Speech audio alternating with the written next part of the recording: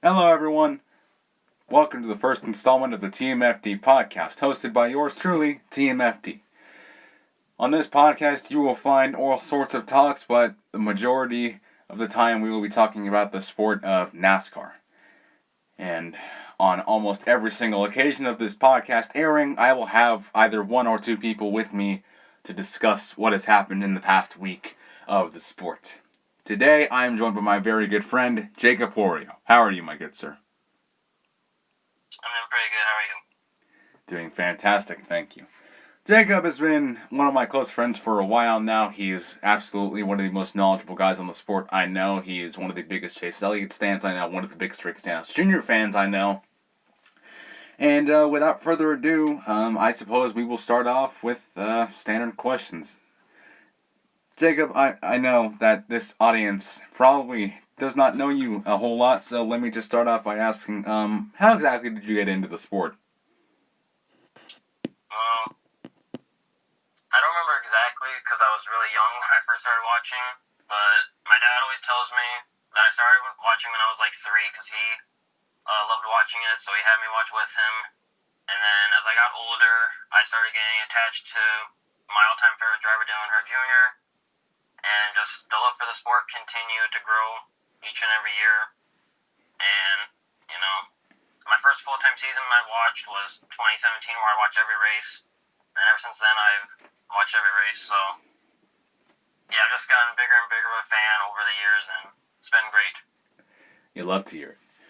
Now, you said that Dale Earnhardt Jr. is your all-time favorite driver. When you found out about Dale Jr.'s retirement, how did you decide that Chase Elliott would be your next favorite?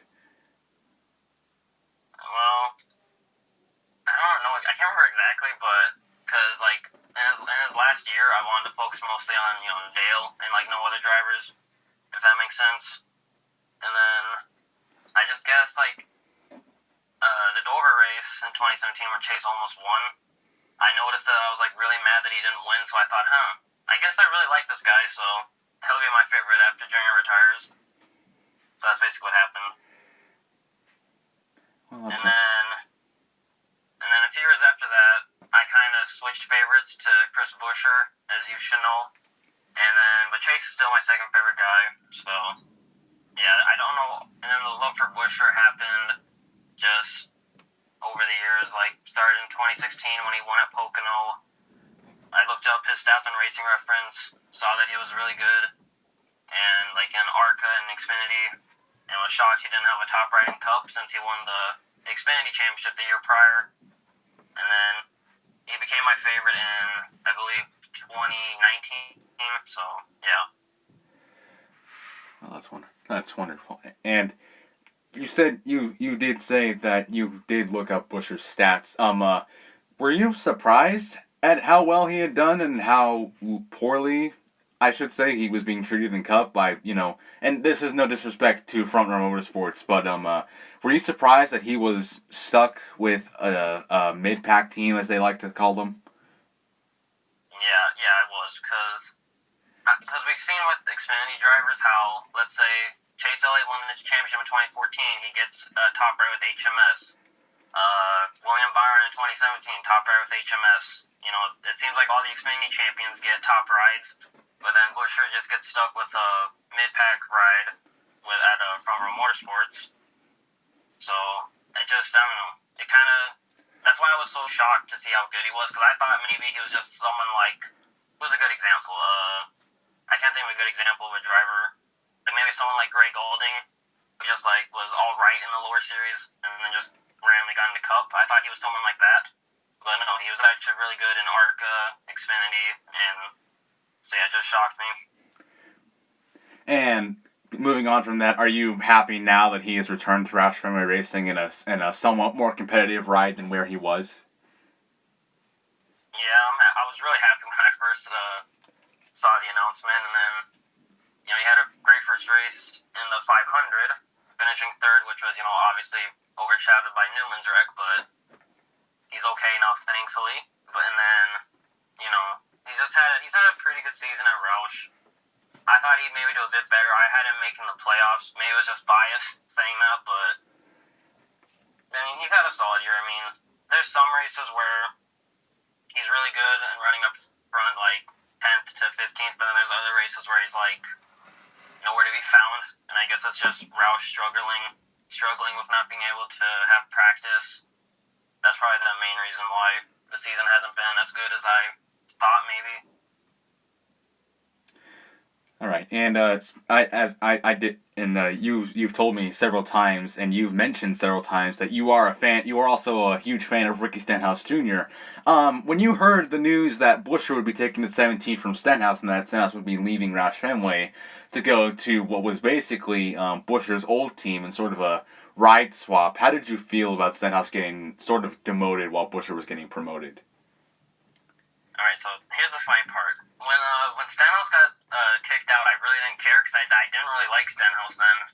So, but then I started liking him. It was kind of like a joke between me and a few friends on the Amino, like A. Garcia Luna, Anthony, Tim. We just joked about how Ricky's the GOAT. We made jokes about that, and then like over time, I just started liking him unironically. So it was really weird how that happened. So yeah. It always seems you find your favorites in the weirdest of positions. Yeah. And moving on from that, do you believe that Stenhouse deserves a better ride, or has he had his time in the limelight and now he is now having to make do with his lack of performance during his several years at Roush Fenway?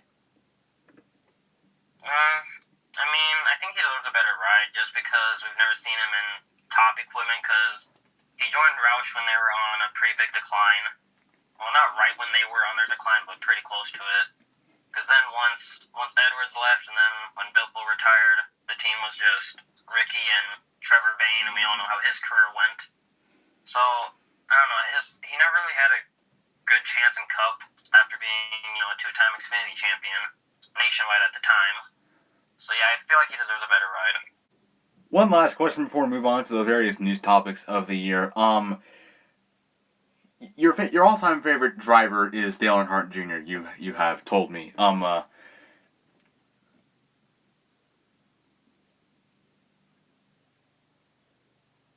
did you feel about his retirement season? Did you find it disappointing? Were you underwhelmed by it, or did you think it was a good send-off?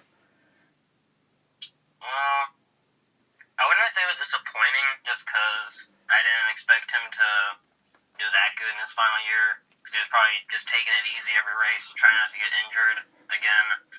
So, I mean, I wouldn't say it was disappointing. Like, it wasn't good by any means, but, I mean, how can I put it? I don't know how to put it, but it's kind of like a typical final season for people like Jeff Gordon, Tony Stewart. They had, they won unlike Junior in their final years, but they had, not that good of seasons. Well, except for, actually Jeff had a good season. Never mind. I kind of forgot he made the Final Four for a second, but yeah, like Tony didn't have a good year really. He won a race, but that's about it. So, yeah. Alrighty then. Thank you. And now, moving on to the topics at hand. First of all, the round of 16 elimination took place this past weekend, and it was Bristol weekend.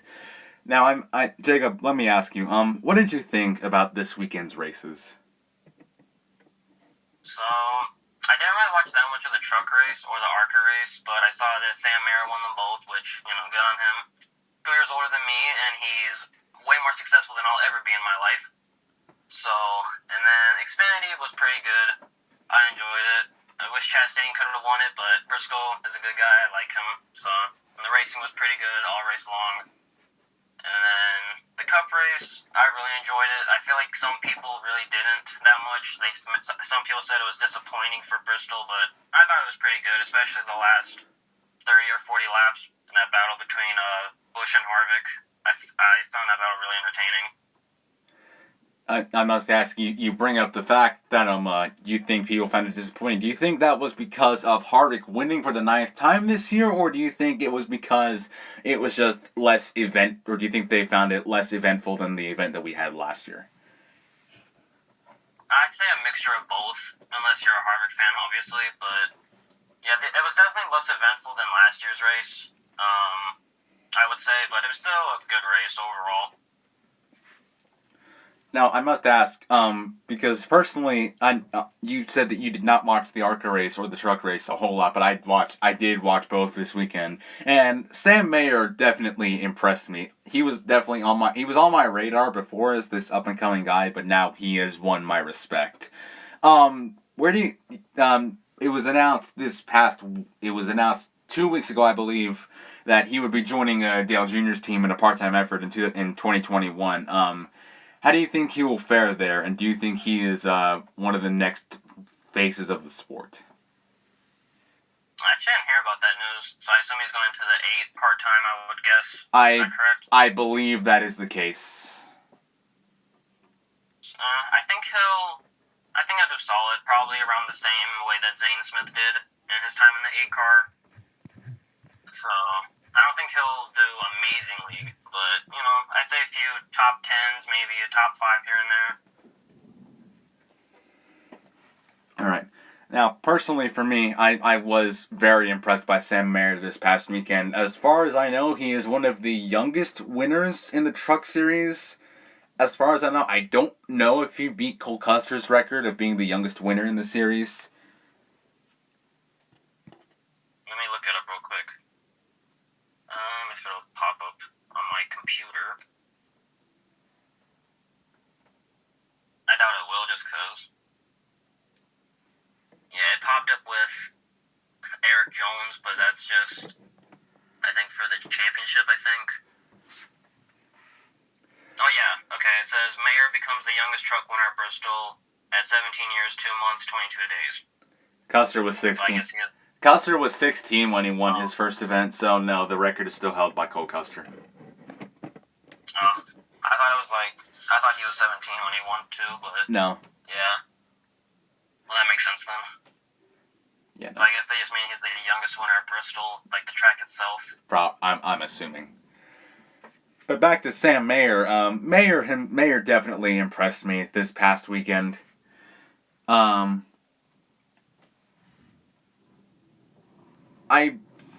With the amount of young guys we've had entering the sport these past few years, some have gotten lost in the crowd, I would definitely say. Some have caught my attention certainly more than others. Like Eric Jones, for example. Jones was a guy that I never really paid attention to a whole lot, but then you got Christopher Bell coming in, and he immediately shot to become one of my all-time favorites. It's just with the amount of young guys we have coming in, some will just get lost in the crowd. And with Sam Mayer, he's one of the latest guys to come in, and I would have assumed that he would have just fallen in line with the crowd. That sounds smart. I would have assumed that Sam Mayer, I would have respected him, but I wouldn't have liked him. But then these two events come out, and my respect for him shot up tenfold. Yeah, I'd probably say it's the same with me. That I definitely have a lot more respect for him. Not that I didn't have respect for him in the past, obviously. I just didn't really know about him. Like, I heard about him doing really good in ARCA. Or not ARCA, K&N, I think. It may have been ARCA, I'm not sure. But, yeah, so yeah, he definitely has I definitely have way more respect for him now since he was able to win those 2 races. Like, it's not easy to win any race back-to-back, but he had, like, an hour to, celebrate his truck win, then he had to get back in a car, like, in a completely different series, and he still won, so he definitely has a lot of talent. That is definitely the case. And continuing on with Sam Mayer, the ARCA race definitely displayed that Sam Mayer and Ty Gibbs are definitely 2 of the fiercest competitors that are up and coming right now. A lot of people seem to not really care for Ty Gibbs. I'm fine with him. I don't have an issue with him. Do you think that we could be seeing a potential new great rivalry here in the form of Sam Mayer and Ty Gibbs? Or do you think it will fizzle out before they get to the Cup Series? If they keep battling like really hard for wins every week in ARCA, it could definitely happen. And if they move up to either Trucks or Xfinity or even Cup at the same time, then they could have a rivalry. But for now, I'm going to say maybe not. Like, they could have maybe a tiny one, but I don't really see it happening. All right, yeah, and I think as much as I would love to see this rivalry continue into the future, I think one of the things that's going to hold back Ty Gibbs from getting to the Cup Series is because he's in the Toyota program, and as we all know, that program is bloated with drivers, and they don't have a ton of places for them to go. Yeah, there's Brandon Jones, Harrison Burton, other people like that. So there's already two people in Xfinity that need to move up eventually. The two I just named, and there's probably even more that I can't think of. So it's definitely going to probably be a while for Ty unless he leaves his team, which I kind of doubt seeing. I don't see happening. But yeah, so it's definitely going to be a struggle for him to move up, being in that Toyota program. Indeed. And while the playoffs just got started for the Truck Series, in the Xfinity Series, their cutoff was finally decided this past weekend. Brandon Brown clinched the final spot over Jeremy Clements, I believe. Yeah, he did. Thank you. I didn't watch the Xfinity Series race, just making sure. But yes. Yeah. Out of the two, who would you argue has had a better season? Brandon Brown or Jeremy Clements, and who has impressed you more this year?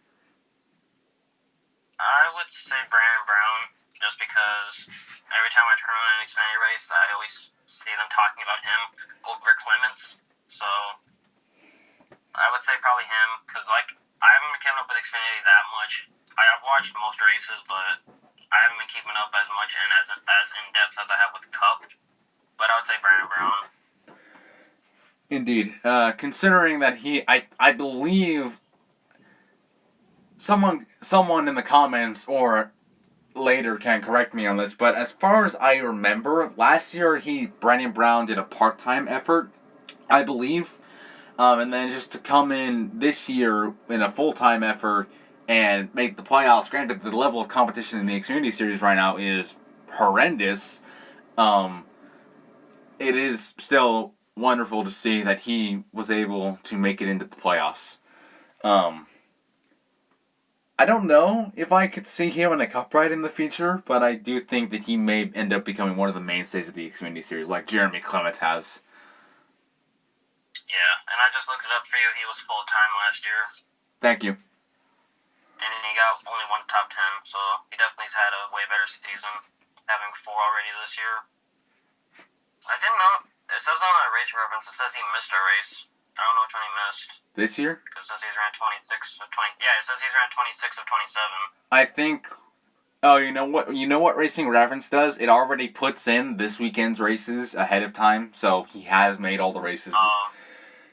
Brandon, he has competed in all the races this year. They're just trying to count this upcoming Las Vegas race as he hasn't competed in it yet because he hasn't. The race hasn't been run yet. That's kind of weird. And speaking of Jeremy Clements, it was announced this past week that his main sponsor, RepairableVehicles.com, will be leaving him after a 10-year partnership, and now the team is looking for financial backing. This is concerning, in my opinion, because of how many sort of veteran teams we've had fold. Furniture Row Racing, we had fold back in at the end of 2018, and then this year we've already had Levine Family and now Germain are going out of business as well. How concerning do you find the fact that we have another veteran team on the verge of perhaps closing? It's very concerning, especially since Xfinity's already very lacking of teams and competitive teams, and Jeremy Clements is one of the more competitive teams, I would say, his team is. So it's definitely very concerning with already, like you said, all the teams that have already been announced to shut down in Cup this year. It's just, it's really unfortunate, but I don't know. It never makes sense to me why sponsors leave after so long. I don't know, it's just weird to me, but yeah.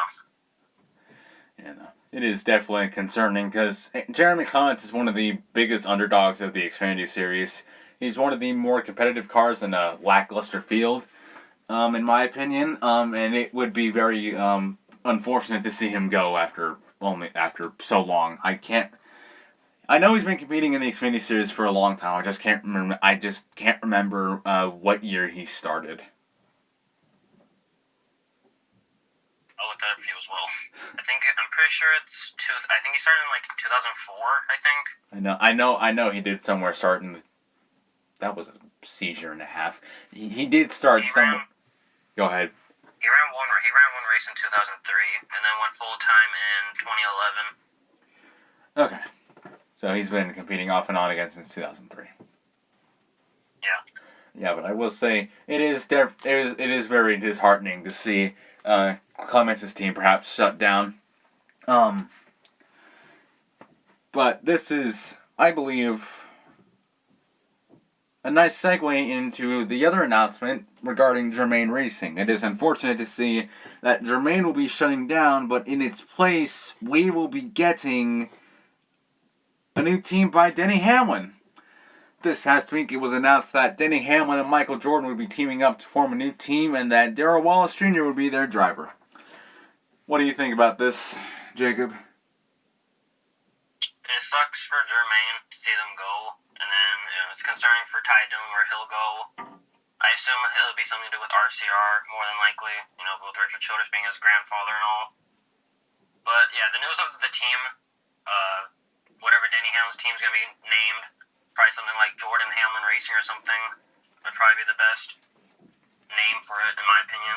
But yeah, it's really nice to see Michael Jordan, the NBA, the greatest basketball player of all time, in my opinion, joining the sport with Denny Hamlin, one of the best race car drivers of all time as well. So yeah, it's nice to see them come together and start a team. It's just a good thing for the sport. Like I said, it sucks for Germain, but it happens. Indeed, it is unfortunate to see Germain go. They are one of the, in my opinion, they're one of the best underfooted teams to ever reach the Cup Series level. Their paint schemes were always so great, whether it be Casey Mears or Ty Dillon driving for them. They were always fantastic to see on track.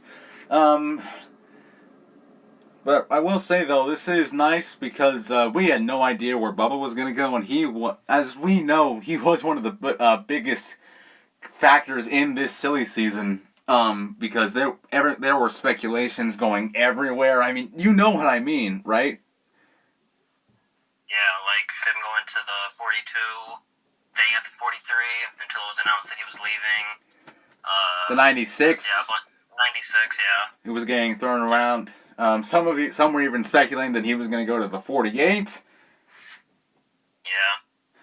which I didn't see happening with his, since he was a Coca-Cola Racing family driver and HMS having PepsiCo. So I didn't see that happening just because of that. Indeed.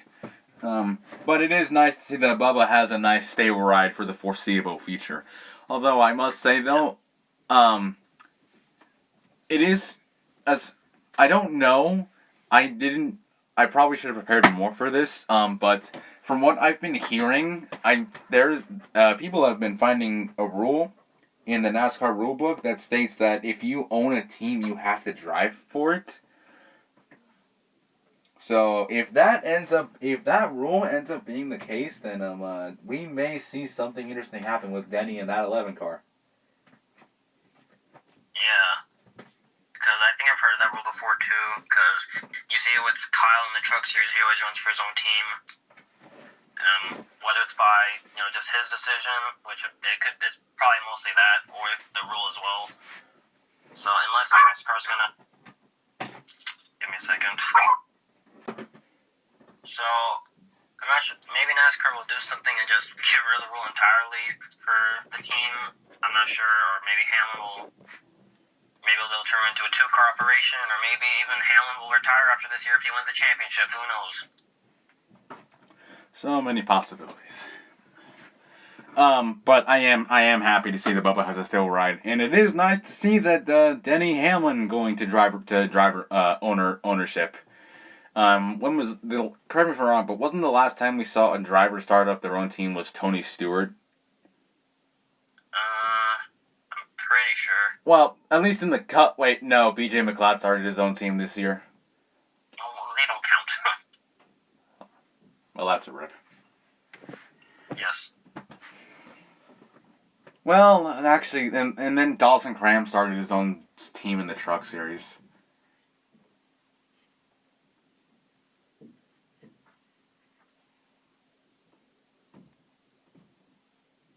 Hello?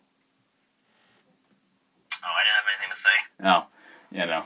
I thought you were gonna say he doesn't count either because barely anybody has heard of Dawson Cram. Yeah, I was gonna say I don't even know who that is. Like, what was this? What was the number for the team even? I honestly don't remember. And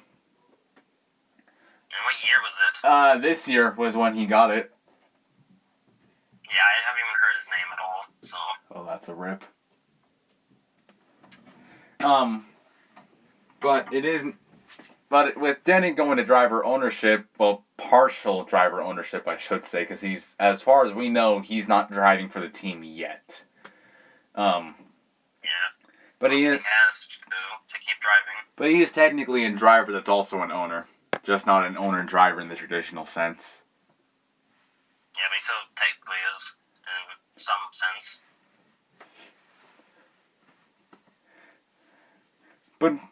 And we'll get to the Ross Chastain news in a little bit, but let's go back to Bristol. Now I personally didn't watch the Xfinity race, so I can't comment on it. But you did watch it. What did you think of it?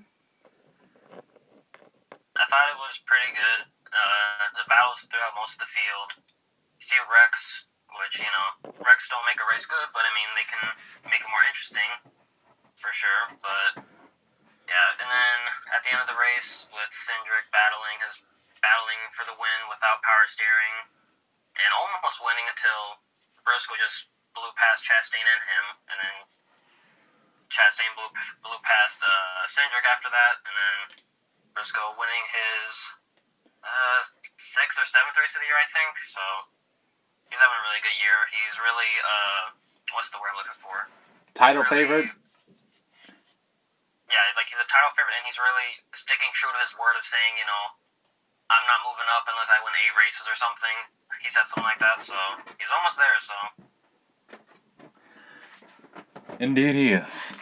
So we had the Xfinity Series playoff field set. The Truck Series had their first event, and in the Cup Series department, we had our first elimination. And unfortunately, one of them was Ryan Blaney.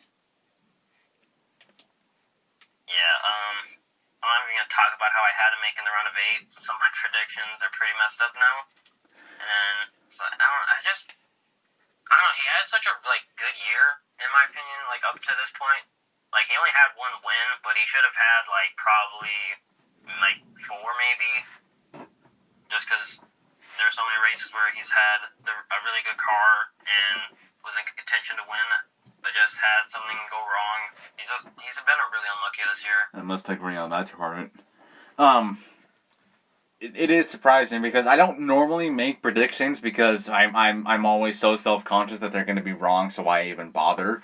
I certainly did not have Blaney getting booted the round of 16.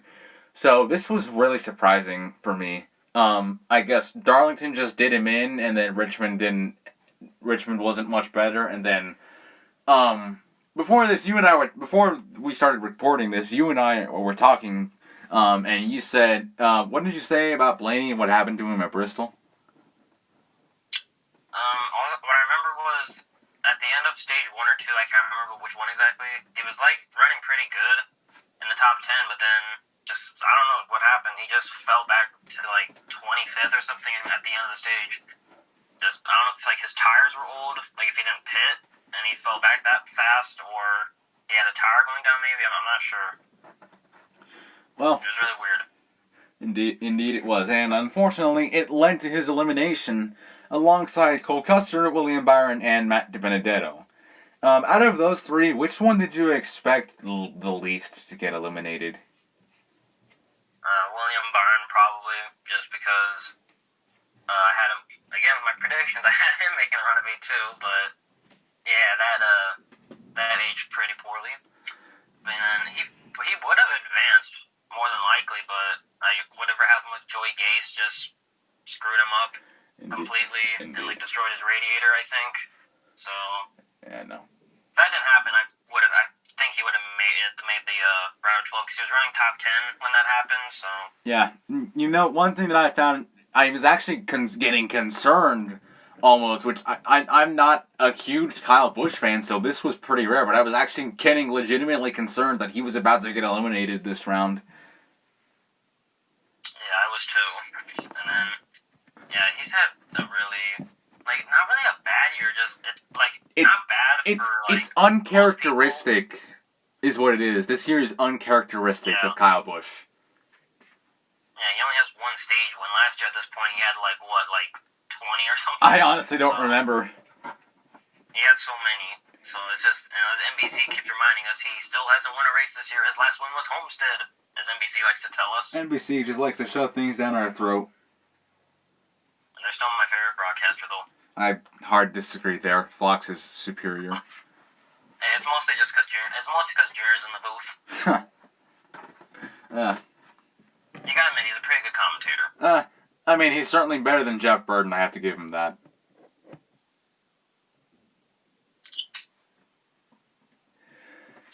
But I will say, I'm not necessarily surprised that Byron got eliminated. I don't know how unpopular this is going to be, but I had Byron getting eliminated this round. I didn't think he was going to be able to make it past this one.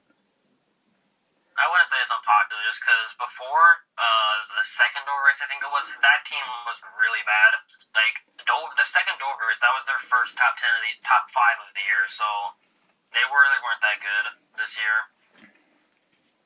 Indeed, but they were good enough to make the playoffs. Yeah. I will say, though, if Byron was to get eliminated, I would have assumed it would have been fighting hard to make it in, not running into the back of a lapped car like Joey Gase and just ending his day because his radiator got busted. Yeah. And it really is unfortunate. I normally give underfunded cars the benefit of the doubt, but Joey Gase is the guy that I just can't do that for. Yeah, he's just, I don't know, I don't hate him or anything, it's just, he's just really not that good.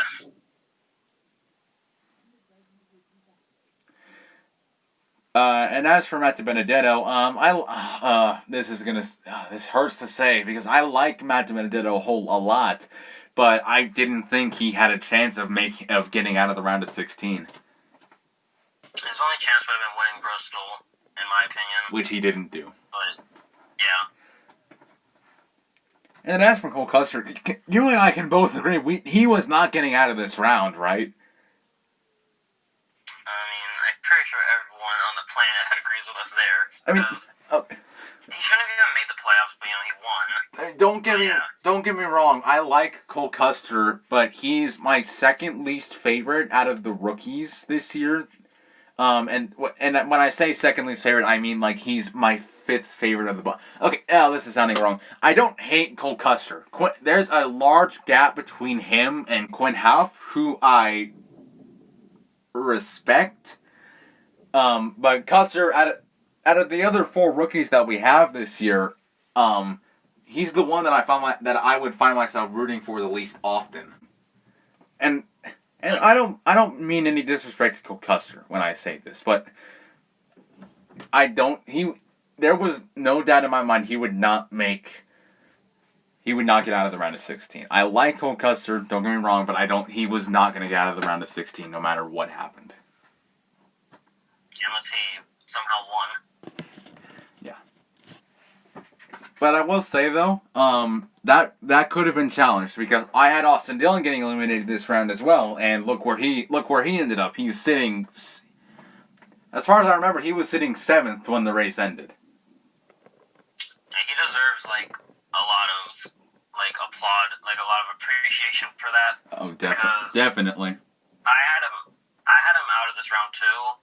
He just completely blew my expectations out of the water. He finished 2nd at Darlington and ran good most of the race. He could have won Richmond, but had a speeding penalty late, but still finished 4th, I believe. And then Bristol had a not the best run, but still a pretty good run, from what I remember. Indeed. Let me actually see where he finished. I can't remember exactly. Let me see. Indeed. And now he finished 12th at Bristol. And now that we've been booted with 4, and now we have 12 left. Now, I said earlier that I don't like making predictions because I'm always so self-conscious, and I think that, well, what's the point? They're just going to be wrong. But what the heck? Let's do these. So, who do you have getting eliminated this round? This round, I have... Let me think, actually. If you have yours now, you can go first, because I actually need to think. I'm going to piece mine together pretty methodically, if that makes any sense. So, I think the first one that I'm going to say, and I don't know how obvious this will be, but I think I'm going to go ahead and say Eric Almirola. Yeah, I would say him too. Yeah. Almirola, he's done a good job all season, but now that we're getting to crunch time, I don't think he's going to be able to make it to the round of 8. He just hasn't, I don't think he's finished well enough to be considered a guy that can make it to the round of 8 on, like, say, years past. Yeah, like, he's had a pretty good year. Probably one of his best, if not his best, years that he's had of his career. But I don't see him making the round of 8 unless he can win Talladega again, like he did in 2018. Yeah, so I would have him getting eliminated as well. I also have Clem Boyer getting eliminated. I was going to say him next as well. Yeah, I don't know, he hasn't really... I don't know, I feel like he's just been really quiet this year. Like, I haven't really seen him much, I feel like, or he hasn't been talked about much. And I was honestly surprised to see that he was even really in the playoffs, because I didn't know he was even doing that well. So, I mean, I guess that just shows how easy it is to make the playoffs now if you have a competitive ride. Indeed. Yeah, no, I love Boyer. He's one of my top 5 favorites of all time, but I don't think he's. I'm honestly surprised he even made made it out of the round of 16. Yeah, I had him getting eliminated this round. He is a great driver, but I don't know. I don't think, like I said with Almirola, I don't think he's going to be able to make it out of the round of 12 because he's good, but there are guys right now that are better than him. Yeah, for sure. So as much as I love me some Boyer, I think he's not going to make it. Yeah. Now, as for other guys, let me think. I may get some flack for this, but I don't think Alex Bowman's going to make it out either. Yeah, I don't either. In my predictions posted that I made on the Amino, I had him getting eliminated this round, so... And here's I can get one prediction right. And here's the thing. I like Bowman. I'm going to be saying that a lot because I like a lot of drivers. Bowman has done well this year. I will say that. He's done pretty well. But I think, like Boyer and Almirola, he's been good, but I think there are guys right now that are better than him. Yeah. Like, I really like Bowman as well. But after the COVID break, the team really fell off from how they were at the beginning of the year. At the beginning of the year, they looked like a Final Four contender, but then they just really fell off a cliff after the COVID break. But, I mean, they've still been solid, especially in this first round of the playoffs. Oh, yeah, they've been really good. Yeah, they've been solid, but they haven't been solid enough. Yeah, and then there's other people, like you said, that are better, like, you know, Harvick, Hamlin, Keselowski, Logano, people like that. And then now here's the thing. I don't know who else to say after this because I think the remaining 9,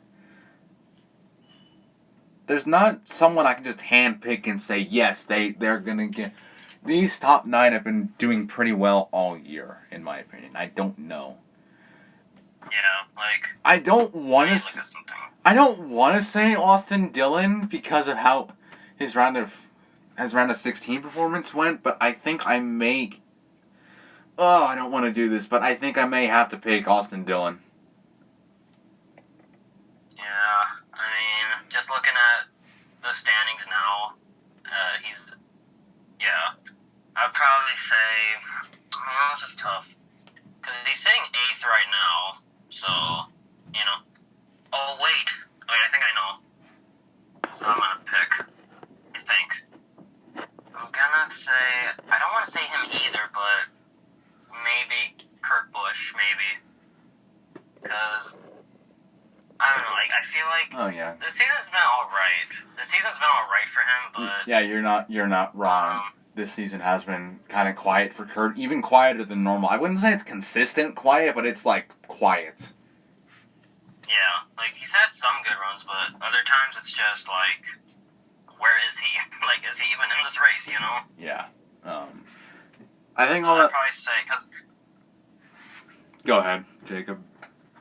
I'd probably say him, mostly just because, man, I really want Austin Dillon to make the next round. So that's what my thought process is. Well, I was gonna say Dillon, and then you reminded me about Kurt Busch, and I think I am gonna go with Kurt. Yeah, that's the thing. I even forgot he was in this round. I completely forgot about him for a second. That's why he wasn't even on my mind to pick.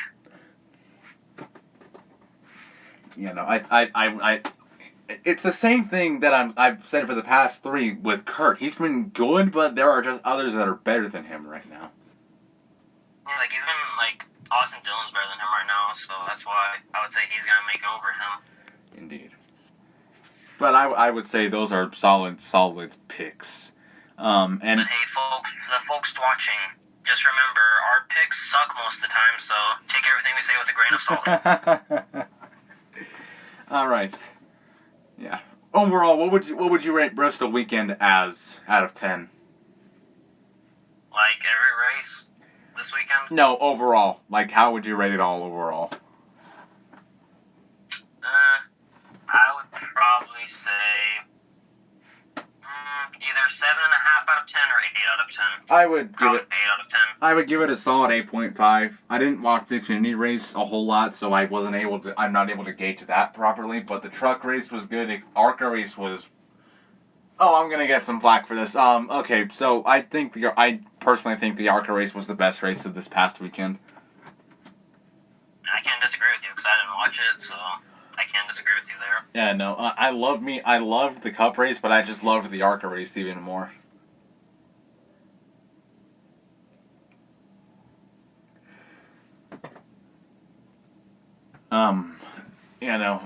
I think. Would you agree with me? Oh wait, no, you can't. You can't agree with me here because you didn't really watch ARCA and Truck and never mind. I was about to do a ranking of the races, but I didn't watch the Xfinity race, so I really can't. Yeah.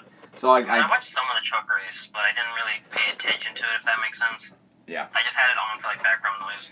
I think I'll just rank the ones that I saw. So it's ARCA, Cup, and then Truck, and then Xfinity. If I ever watch it eventually, will just be somewhere in there. I don't know where. Yeah. I would rank, but I really can't. So, by other races I watched, I would say, in my opinion, Cup was better than Xfinity, in my opinion, but not by much, because Xfinity was pretty good.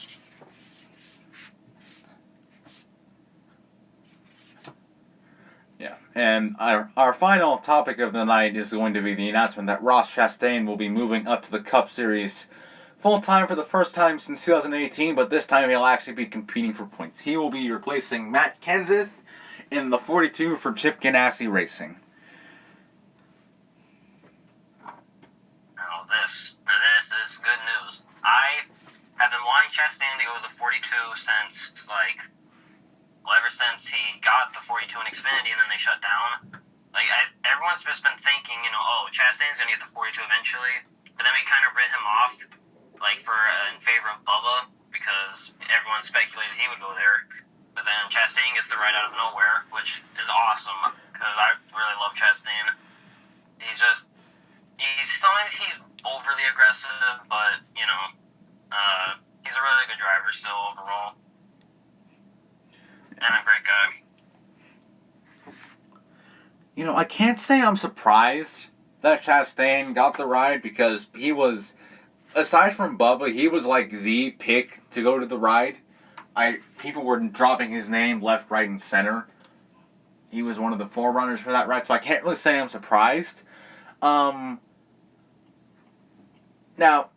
as much as I like Chastain, I think the fact that he has not gotten a win in the Xfinity Series this year is a bit concerning. He's been great, don't get me wrong, but I feel like he should have won a race by now. Yeah, I agree, but I mean, I think he has the most top 10s out of everyone, which, I mean, then again, the field isn't as competitive as it used to be a few years ago. But, I mean, even without a win, I would think that he deserved to move up to Cup eventually in a good ride, just because of how he did when he got to 42 in Xfinity. You know, finishing, he could have won Darlington or finished top 3 until he got put in the wall. And then he won Las Vegas and finished second at Richmond. So he definitely showed he has a lot of talent. So, and like you said, you weren't surprised that he got the 42. I wasn't really surprised that he got the 42. I was just like with Chastain, every time it looks like something's gonna go right for him, it goes wrong. So I was just like thinking, okay, I'm just not gonna get my hopes up for him getting the 42 because it probably won't happen. But then I saw the news and I was like, oh, he got it. Let's go. Yeah, I think this is a good move for Chastain. Granted, he's not able to run for Rookie of the Year because of how the rules are. He technically had his campaign in 2018, but he wasn't running for points yet. So that's a bummer.